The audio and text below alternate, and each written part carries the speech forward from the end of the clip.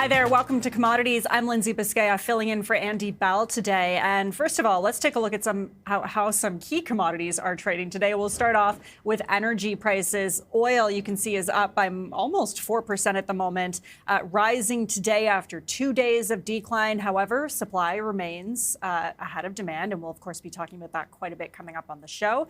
The price of gasoline is also up today, almost 5% as well. And warmer weather this month might actually be why we're seeing the price of natural gas going down today. It's down more than 3%. A warmer January on the way, so that means we could see heating demand down, and that's bringing down the price of natural gas. When it comes to some of the metals and how they're trading today, gold is down, mostly steadying though. Silver also falling for a second consecutive day in a row, with investors preparing for an annual index rebalancing. It's down more than 2% at the moment. And copper, which has been seeing some incredible runs recently, down today more than 1%. This appears to be traders locking in some of those profits after that incredible run we saw over the last couple of days, breaking some records. Meanwhile, here's some of the stories we're watching today. Glencore and Rio Tinto have resumed discussions over a potential merger. This is according to the Financial Times, just coming out this afternoon. Discussions took place as recently as this week, and a full combination of Rio Tinto and Glencore was on the table. A merger of both companies would create the world's largest mining company. America's Venezuela oil quarantine is pushing Chinese refiners to Canada. According to traders, Chinese inquiries around Canadian crude supply have increased since the capture of President Nicolas Maduro. China, who is a top buyer of Venezuelan crude, has benefited from sanctioned cargoes sold at a deep discount over recent years. There are reports, though, the U.S. is demanding Venezuela reduce ties with China, along with Russia, Iran, and Cuba.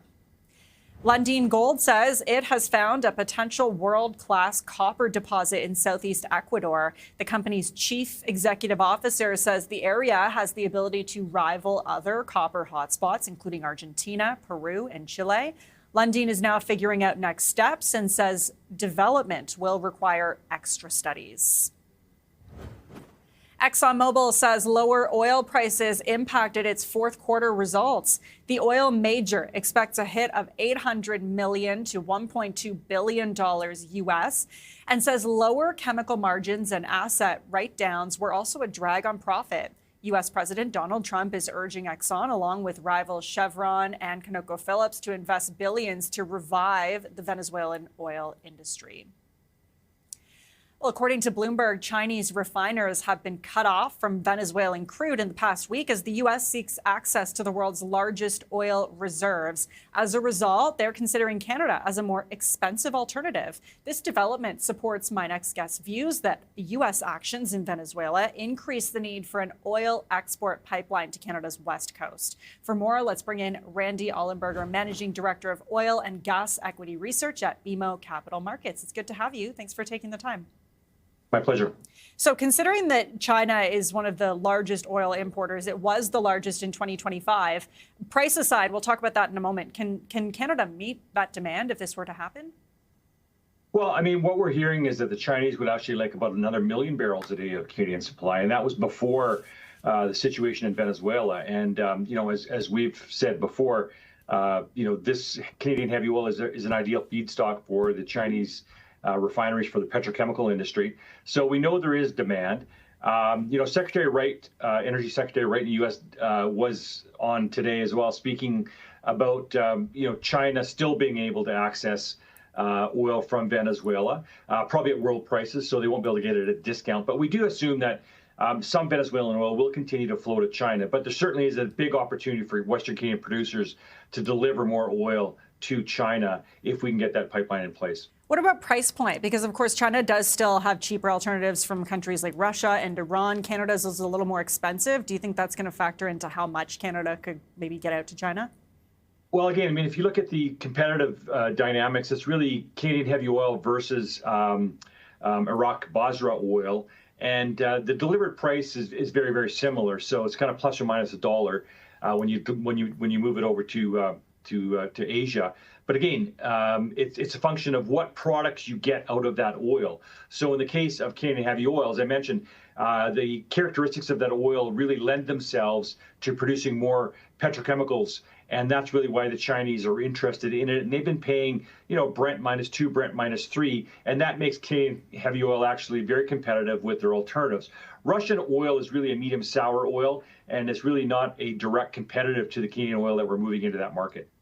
When it comes to this pipeline, the additional pipeline that Canada wants to see built, do you think Canada has time to kind of complete this, like sufficient time to complete this in the next couple of years while China's still looking for some alternatives? I take your point. They are still taking some Venezuelan oil. That's a great question. I mean, I think really, time is of the essence here. We do need to get a pipeline in place. If it takes 10 years to build a new pipeline, we'll sort of miss that opportunity. The Chinese want that oil now. So we do need to build that pipeline sooner rather than later. And hopefully the Alberta government will have something to file with the federal government by July 1st. But there are also other alternatives. I mean, expansions of the Trans Mountain pipeline could be done more quickly. There's rail opportunities to the West Coast. So there's lots of opportunities here really to step up our deliveries of oil into Asia. Are there concerns that, even after this pipeline is built, if it is built, if all that legislation kind of goes through, is there concerns that Canadian oil might be kind of a temporary replacement for this lost Venezuelan oil for China? No, I don't think so. Again, Chinese oil demand continues to grow. And so, when I say there's demand for 1 million barrels a day, that's not really taking into consideration anything lost out of Venezuela. That's taking into consideration their expectations for demand growth over the coming years. So we do see that opportunity. If we don't, expand our pipeline systems, we will miss that opportunity, and someone else certainly will fill that void, whether that's Middle Eastern oil or perhaps a resurrection of Venezuelan oil production. Someone will step into that void. Got it. You mentioned that Canadian Natural Resources and Cenovus are more exposed to the situation in Venezuela than, say, a company like Suncor. Why do you think that? Well, so Suncor really doesn't have much exposure to heavy oil pricing dynamics. They're a big refiner, and that really provides them a pretty big offset. So they consume a lot of their oil. So they're really in a better position relative to their peers. Canadian Natural Resources isn't that sensitive actually to the heavy oil price differential, but the problem for Canadian Natural Resources is they do export a lot of oil into the U.S. Gulf Coast in the PADD 2 market, and so that's where they would face some competitive pressures. And Cenovus is a little more sensitive to movements in that heavy oil differential, and so that's why they are more sensitive. So both of those companies really are just more sensitive to the oil price overall than, say, Suncor is. I wonder, too, if you can exclude the Venezuelan situation from this next answer, which I'm not sure that you can. What does Canada's kind of the outlook for Canadian oil on the market look like for 2026 otherwise? Well, Canadian oil production will grow in 2026. I mean, there are projects that started the last several years that just are coming into production. They came into production in 25, or they'll be coming into production in 26. So we will see growth in Canadian production in 26 and in 27 from projects that, as I said, already underway. So that's positive. So we do have continued growth. The industry does have the lowest cost structure within North America for its oil, if we talk about the oil sands companies. So they're very well positioned, and they can certainly continue to flourish in a $55 oil price environment. Now, prices are up today because of Iran, but certainly, the Canadian companies remain, relatively better positioned than, say, their U.S. peers. Okay, we'll leave it there. Randy Allenberger, Managing Director of Oil and Gas Equity Research at BMO Capital Markets. Appreciate you joining us once again. Thanks so much. Thanks. Well, the U.S. Senate today voted in favor of blocking Donald Trump from taking further military action in Venezuela. We've got more on that new development when we come back.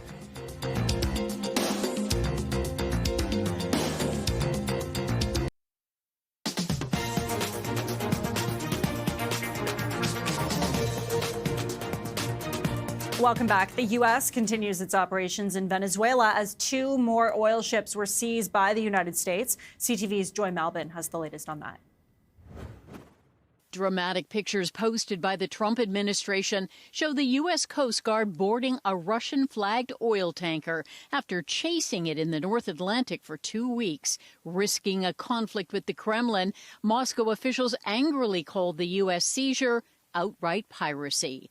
Another vessel captured in the Caribbean, U.S. forces seen rappelling onto the deck of an empty vessel called the Sophia. Both ships described by the White House as dark fleet tankers illegally transporting sanctioned oil. So our military is prepared to continue this. As he said, the president, when he speaks, he means it. He's not messing around. It comes as President Donald Trump says he's in charge of Venezuela and will control its oil after America's high-risk military mission to arrest Venezuela's dictator, Nicolas Maduro, to stand trial in the U.S. for narco-terrorism. Trump says Caracas will turn over 30 to 50 million barrels of oil to the U.S., giving the administration tremendous leverage to force the socialist government there to become an ally. We're going to sell it in the marketplace at market rates, not at the discounts Venezuela was getting. That money will then be handled in such a way that we will control how it is dispersed in a way that benefits the Venezuelan people, not corruption, not the regime. After a classified briefing, several lawmakers are critical of Trump's attempt to reshape the world order. This is an insane plan.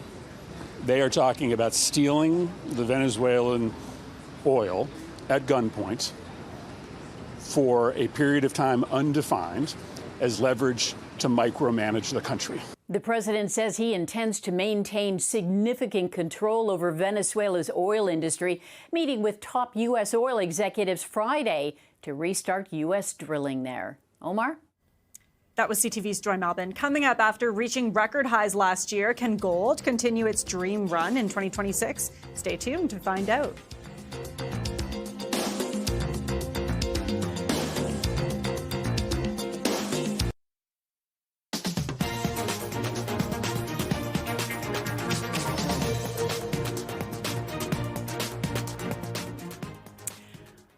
Welcome back. The U.S. Senate today voted in favor of blocking Donald Trump from taking further military action in Venezuela, which may discourage the U.S. from resuming military pressure if it interferes with efforts to control the country's oil sector. For more on this, let's bring in Stuart Glickman, energy equity analyst and deputy research director at CFRA Research. It's good to have you join us. Thanks so much. Hi, Lindsay. Thanks for having me. So how might this decision by the Supreme Court today affect what the U.S. administration and the U.S. oil companies have been kind of starting to do in Venezuela since the weekend? Yeah, so I think any effort to try to rejuvenate Venezuela's oil productive capacity, which has really fallen off on hard times. Just to put it in context, Venezuela used to produce around 3.5 million barrels a day back in the late 90s. And then, most recently they were producing a little less than 30% of that, 860,000 barrels a day in November. So there's a long way to go for them to get back to, their heydays. And you have two sets of problems that you would have to resolve to get back in country and really resuscitate that industry. Number one are what we call above ground problems. So having a stable political environment, having a secure security for the petroleum engineers and personnel that are needed to come into country and do the work.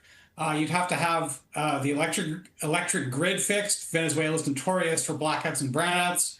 So all of those things don't contribute to that kind of healthy backdrop you would want to get into the country and start fixing things. And then the second set of problems are the ones that we call below ground problems, where you're really working on fixing the leaky pipelines, improving the oil terminals, bringing more high-end technology to bear to get that oil out of the ground. But you have to have improvements on both above and below ground, and we're nowhere close to that yet.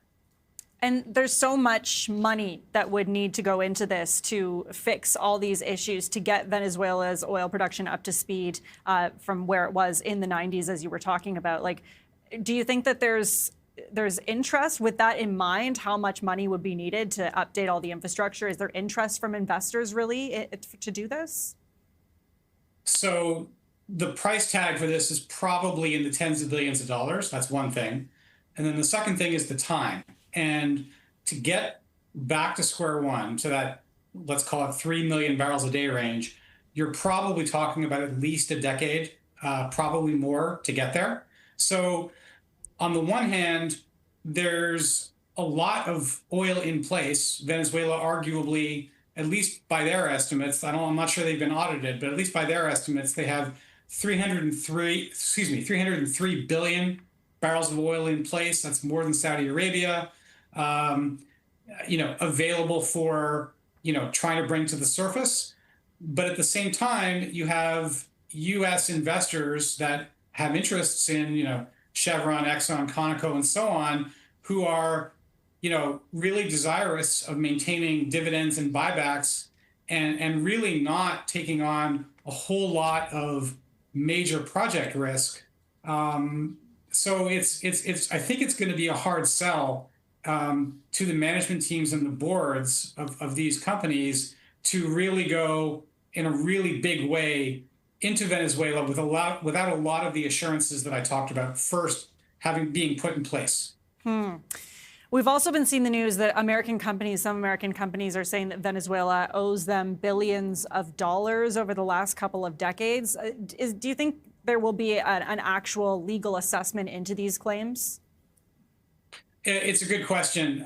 There are some companies that have been burned by this in the past, Conoco being one, Exxon being another, where they've had their assets expropriated before, and so there is unresolved legal claims, debt that's owed that Venezuela has not paid. I think any agreement that would bring those companies, or even Chevron, which still has a relationship, but having them move in a bigger way, I think you would want those kinds of legal guarantees, some kind of treaty, more than just a memorandum of understanding, because those can change with administrations, but some kind of bilateral treaty or something that gives some real heft to an agreement, and it gives you the legal backing you would want if you're management of one of these big companies. Okay, just so much to go over here. That's all the time we have, though. That was Stuart Glickman, Energy Equity Analyst and Deputy Research Director at CFRA Research. Appreciate the time. Thanks so much. And we're going to follow that breaking news. We've got an update on reports that Glencore and Rio Tinto have resumed discussions over a potential merger. Glencore has now confirmed that they are in preliminary talks with Rio Tinto. A merger of both those companies would create the world's largest mining company. So we will, of course, continue to follow these developments for you this afternoon. Meanwhile, last year, gold outperformed major bonds, equities, and cryptocurrencies. How will the price fare in 2026, and should you include it in your portfolio? Let's find out with Chris Looney, Director and Gold Strategist at RBC Capital Markets. Hi there. Thanks so much for joining us. Thank you for having me. Glad to be back. So let's just go through some of the key drivers that we saw in 2025 that you expect to maybe continue in 2026.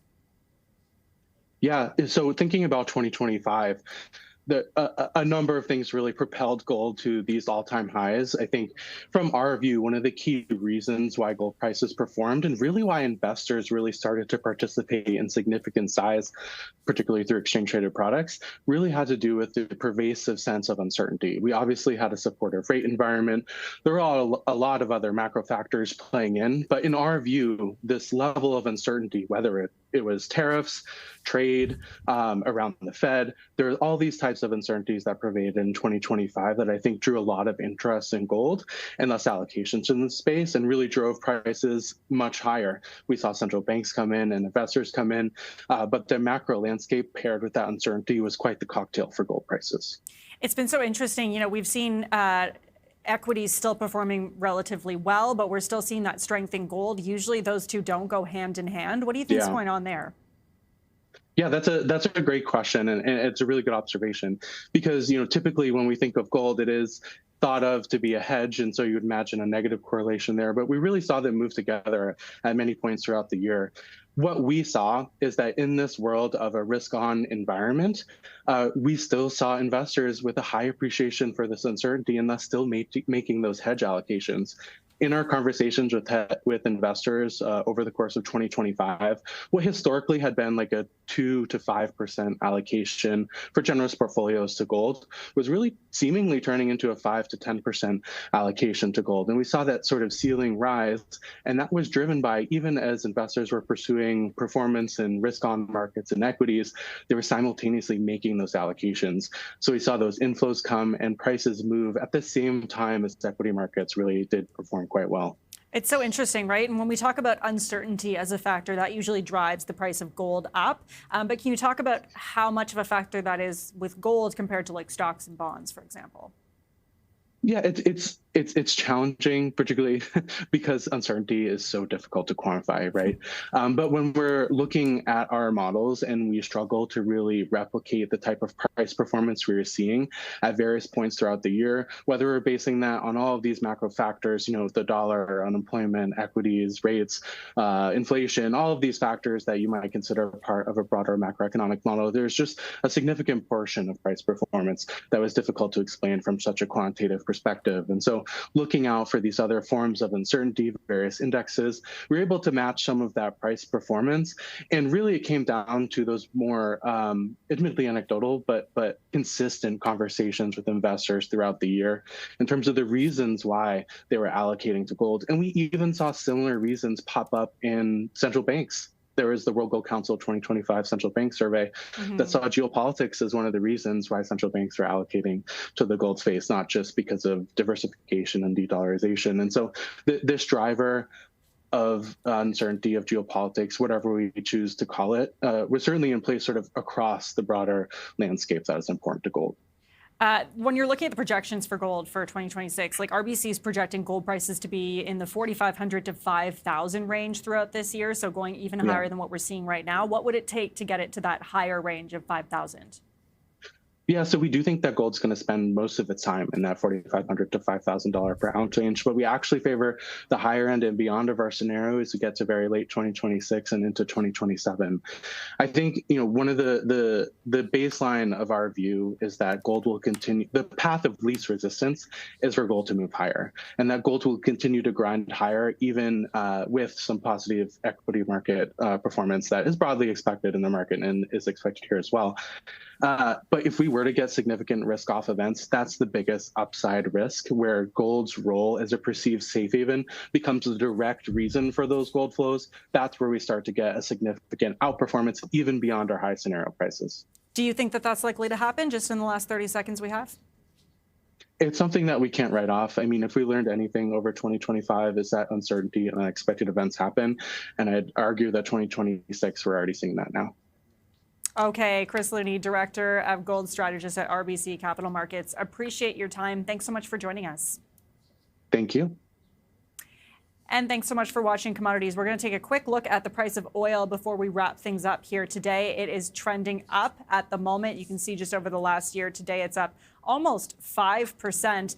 So we will continue to be watching that throughout the rest of the afternoon, especially before the closing bells today. And thanks so much for watching Commodities. Of course, if you have a story idea, you can always email it to us. That email is commodities@bnnbloomberg.ca.